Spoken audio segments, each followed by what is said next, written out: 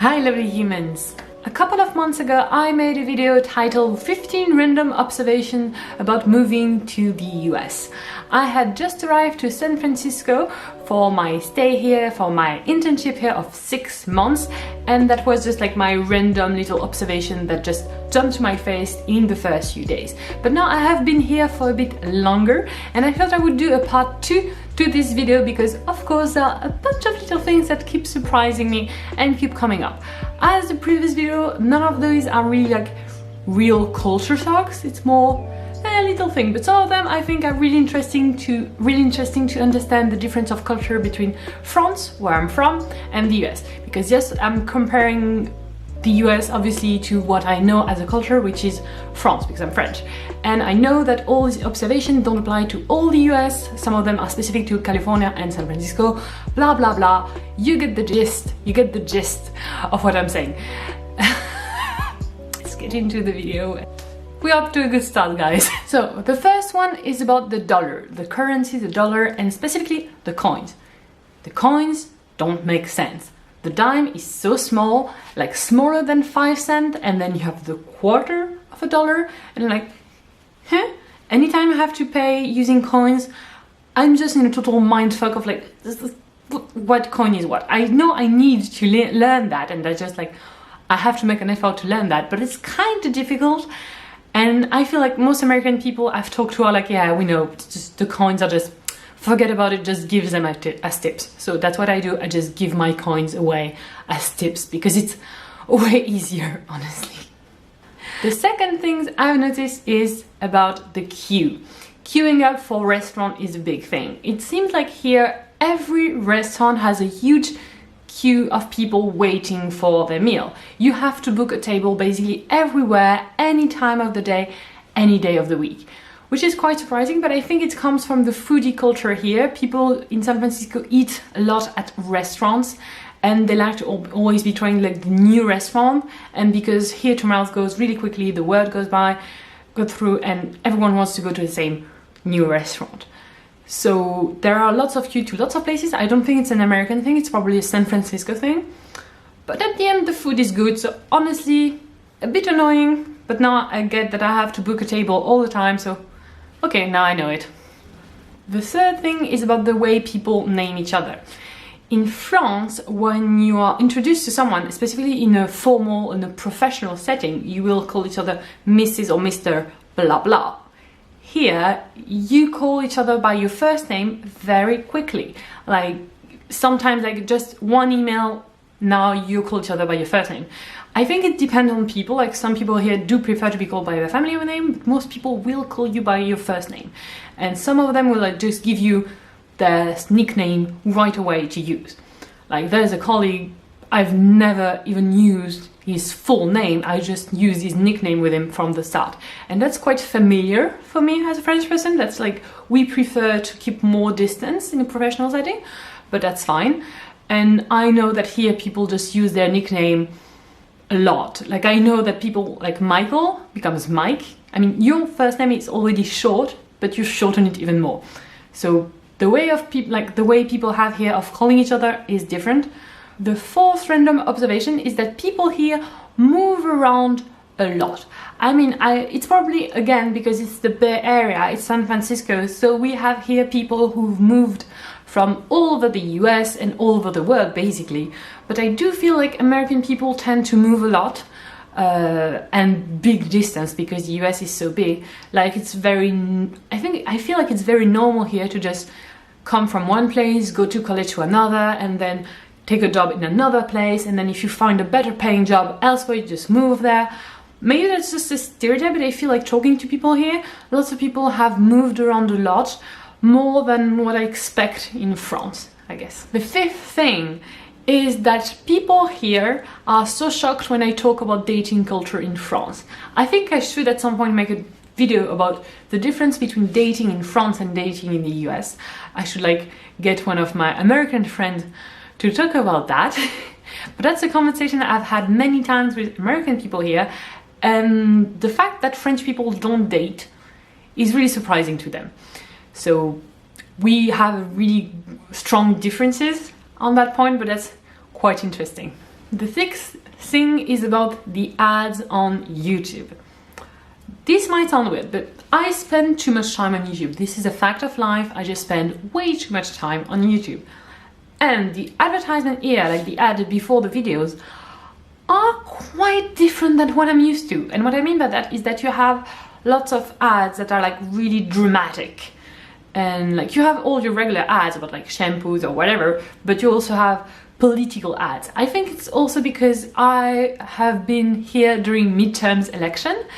So we had lots of advertisement about governors or like state or like school boards or whatever, but lots of political ads, and some of them are really like violent, like trying to scare you about this candidate, like this candidate has done this terrible thing, rise against him. Like it's really strong, and I don't expect to see those type of advertisement on YouTube first. Like I'm not used to that, and then I find it kind of like I'm uncomfortable with that because I think it's you can't make a proper argument either for you or against someone else in such a short amount of time. So you are going to make like intellectual like shortcut. You are not going to be accurate because you can't be in such a short advertisement before a YouTube video. Like I feel like that's not the place, but maybe that's just a way of like getting people into politics by using a media that they use more. I don't know, but I find it a bit weird.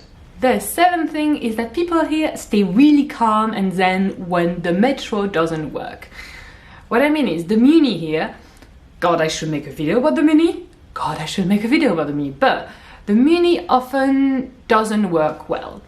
And if my French friends are watching, they're like, duh, like the metro doesn't work well in Paris either. Why are you criticizing San Francisco? No. I mean, that I've been in a metro that has been stuck, not moving for 25 minutes.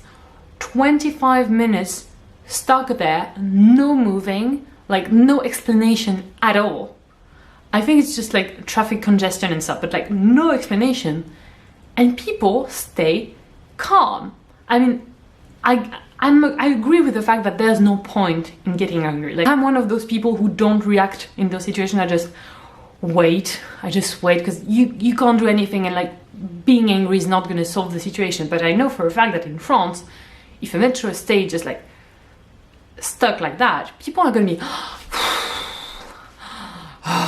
they're going to be sighing there, and that's when they're going to be like or like they're going to talk to each other, they're going to complain, they're going to like be angry or frustrated with the situation. And not only they're going to be frustrated, but they're really going to show their frustration.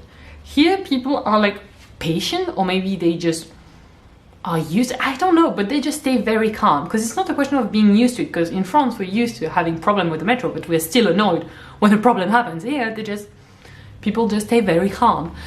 The eighth thing is about people here who live from startup. I know it's not an observation about Americans. I know it's not even an observation about San Francisco people.